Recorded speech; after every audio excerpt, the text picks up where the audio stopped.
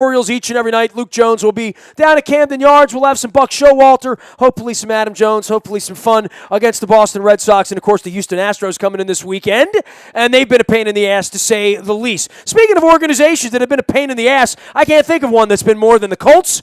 We will be playing them in preseason action on Saturday night. I hope this thing comes and goes very, very quickly. I'm skipping Indianapolis this week to spend Saturday night with Edward Vedder on the north side of the second city up in Chicago, Illinois. But the Colts and the Ravens will get together, and hopefully no injuries will take place. Derek Schultz does sports radio in the afternoons out in the friendly heart of the Midwest of Indianapolis at Fox Sports 97.5. He joins us now live via satellite from Indianapolis, where it's always football season, and there are questions about Andrew Luck, are there not, Derek Schultz? Oh, absolutely there are, mostly because nobody here and nobody anywhere has gotten to see Andrew Luck for the last 9 full months of playing because he lacerated his kidney and had the injuries that cost him the rest of the 2015 season in early November against Denver. So it's been a long wait to see Andrew Luck, and we were thinking that we were going to be able to see him the other night. Chuck Pagano ended up pulling him out of the game against Buffalo, so he will make his 2016 debut coming up Saturday against the Ravens. Everybody is hoping, at least, that's going to be the case. He looks different, right? Physically, it looked like, my wife's been through leukemia twice. You can't look at her and not realize, she's a little more slender, With Luck, this is a kind of a heinous injury, and I don't even want to know. I mean, to some degree, to say, unless you're a medical person, it sounds sort of sticky. But the ability for him to play football. With Flacco, from the minute he's been on the field 2.5 weeks ago, it was very, very obvious that he looks very comfortable and normal. I don't know that we can say that he doesn't look normal for Luck at this point, right? No, more than normal, Nestor, I think it's more of a comfort thing, sort of like what you said with Joe Flacco. I think he just needs to get out there and shake some of the rust off and get back used to playing football again. Because, like we said, 9 months. I mean, we're talking a full-term pregnancy of no Andrew Luck. That's a long time to wait with no football and not getting hit. So I think it's just about shaking that off, which I think he's going to be able to do. The Colts say that he's 100%. He insists that he's 100%. So I'm just taking them for their word that everything's going to be A-OK once the real games start coming up September 11th. But as far as just being comfortable out there in training camp, I think you've noticed that it's been a little bit different for him this year as opposed to past years. Absolutely. Well, I mean, he was like the natural, right? I mean, everything he did from the minute he got there looked like, unimpeded, right? And then you have this awful thing happen, kind of right in the middle of all of it. And more than that, he's not surrounded by the kind of talent some other organizations have straight away, right? I mean, got a 33-year-old running back. I mean, there are more questions than beyond Andrew Luck. He could be really good this year, and they still might be 8-8. Well, the questions really are not as much around the skill position players as they are around the offensive line. And since day one, there have been questions about that offensive line and keeping him upright and protecting him. Their left side, they feel really good about. Anthony Costanzo, they rewarded with a really big contract extension last year. He's their bookend at left tackle. They really like Jack Mewhort, their second-round pick from a couple of years ago, who has emerged as a Pro Bowl caliber left guard. So they feel really good about that left side of the line. They also invested a first-round pick in Ryan Kelly out of Alabama, who was the top center in the country this past year. So they feel good about that area. It's the right side that's been a big problem. They keep waiting for Hugh Thornton and waiting for him to hold down that right guard spot, and he just can't seem to do it. He might not even make the 53-man roster after being projected as the number one at right guard going into camp. And then at right tackle, Joe Wrights, who's been kind of their Swiss Army knife backup, their utility man. Former Raven, by the way, Joe Wrights. Exactly. Absolutely. He could play multiple line spots, but he has been elevated to their starter at right tackle. So right now they have Denzel Good, a former 7th-round pick out of a Division II school last year, as their starting right guard, and their starting right tackle is Joe Wright. So that right side of the line is really still a work in progress. But you're right about Frank Gore and the age. He was productive last year, despite the fact that offense really, once Luck went down the tubes. And wide receiver-wise, they feel like they have a number one in T.Y. Hilton, another guy who cashed in with a big contract extension. Dante Moncrief had a nice breakout year last year. They expect him to take another step forward.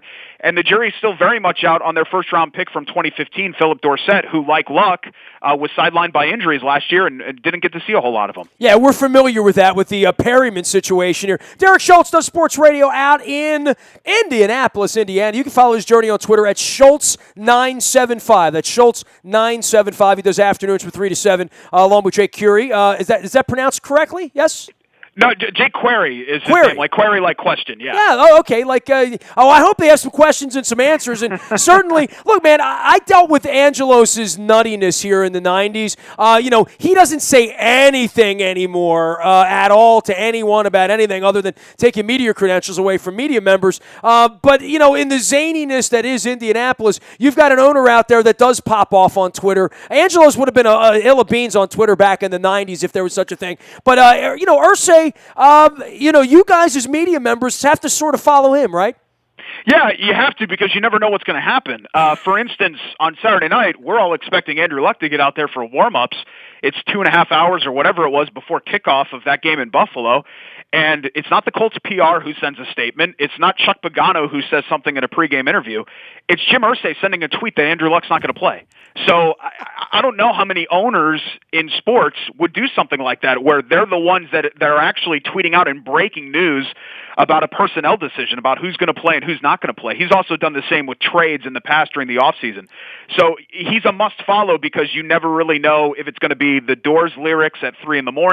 or if it's going to be a huge free agent signing. You never really know what you're going to get from Irsay. But I will say this, Nestor, he is sort of a loose cannon, and he does pop off at times. He tells you what he thinks.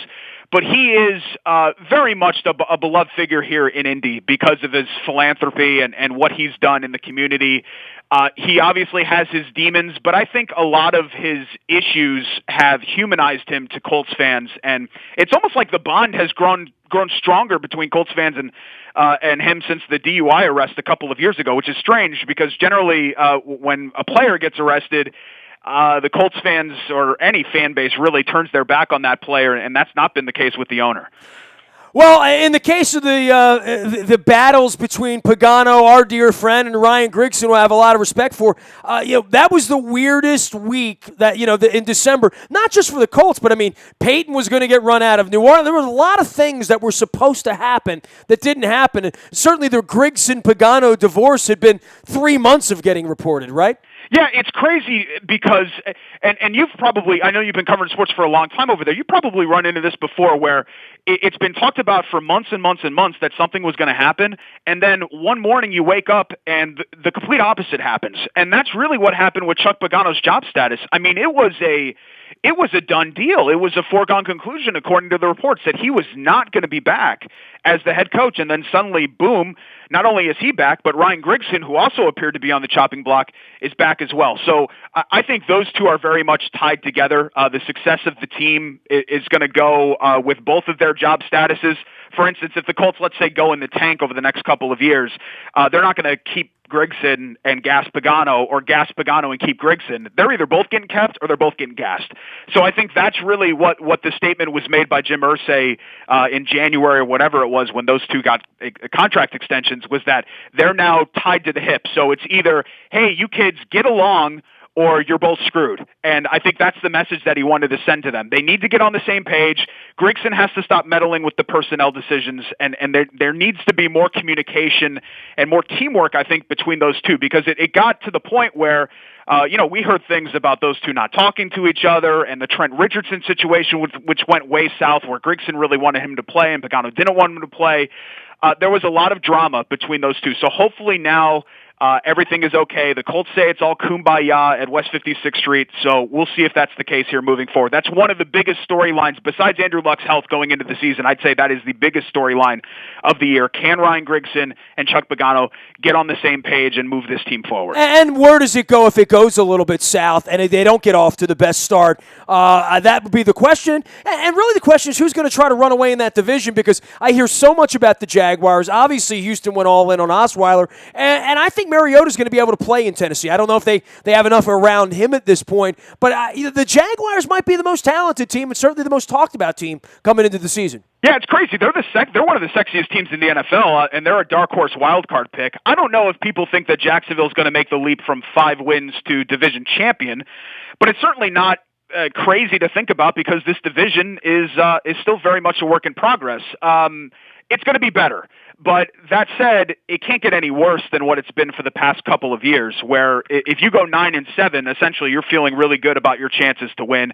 And they've had, Tennessee's been the worst team in football for the past 2 years running. They've got a long way to go. Jacksonville, for all the talk about them moving forward last year, that was still a 5-11 team that dropped 5 of their final 6 to end the year.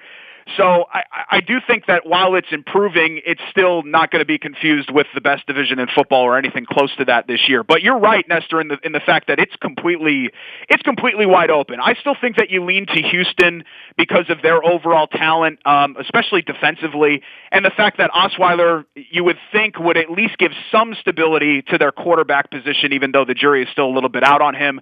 The Colts probably after that with a healthy Andrew Luck, which is a big question mark, and then Jacksonville. I don't think Tennessee's going to get in that division mix this year, but they look to be trending up at the very least. Hey, it's great having you on, man. Give our best to everyone out there. I get stuck in Indianapolis for a week, whether I want to or not. They're moving it into March, which may make it go from like 10 degrees to like 15 degrees when I'm out there. And at some point, I'll see the Indiana Pacers play, but we always have a good time. I went to Purdue for, up there for a Maryland game last year. Man, what an incredible experience that was. Really? Yeah, I haven't been to the Indy 500 either, but, 1 week in Indianapolis a year is enough for any guy from Baltimore, don't you think? Yeah, I as a PSA, Nestor, I know, what happened 30 years ago. Obviously, I didn't have any control over that, but I want people in Baltimore to know that really this is good middle America, salt of the earth kind of people. It's a cool town. They'll have a beer with you. They're good folks out here in Indy, I swear. I have never disparaged the people. Well, not never. That's wrong. Just in the recent time. Look, Jimmy and I get along famously. We get together once a year. We talk about the Beatles. We talk about rock and roll. I like Jim Irsay, so I've buried that. We got 2 parades here already, right?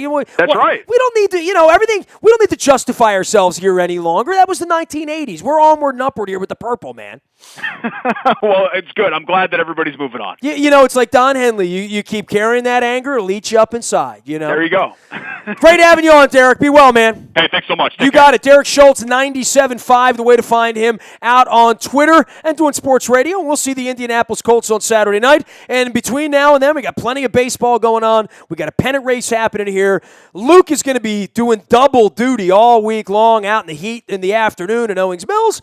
And in the evening down at Camden Yards, probably eating hot dogs. And he's allowed to drink an adult refreshment if he chooses to do so. He has full support of management here at WNST. You can find me, Nasty, at WNST.net, Twitter, Facebook, LinkedIn, Snapchat, Instagram, as well as Facebook live streaming, as well as on YouTube live streaming via our WNSTV channel. And you can reach me. I'm a very available individual. Nasty at WNST.net reaches me. Anything you miss, you find in the Buy a Toyota Audio Vault 24 hours a day from your mobile device from anywhere in the world. You can also get our morning newspaper delivered to your email inbox at 7 a.m. each and every morning. It is powered up by Planet Fitness and PlanetFitness.com. Still $10 a month, and they will get you in bikini shape even long after bikini season has left you. There's a Planet Fitness right around the corner from you. Last but never least, any breaking news happens first on the WNST Tech Service. That powered up by Coons Ford of Security Boulevard. Dennis is going to have you rocking and rolling on Thursday and getting you ready for the Astros game as well as more of that fake football in Indianapolis this weekend. We are WNST.net, AM 1570, and WNST Taos in Baltimore, and we never stop talking Baltimore sports.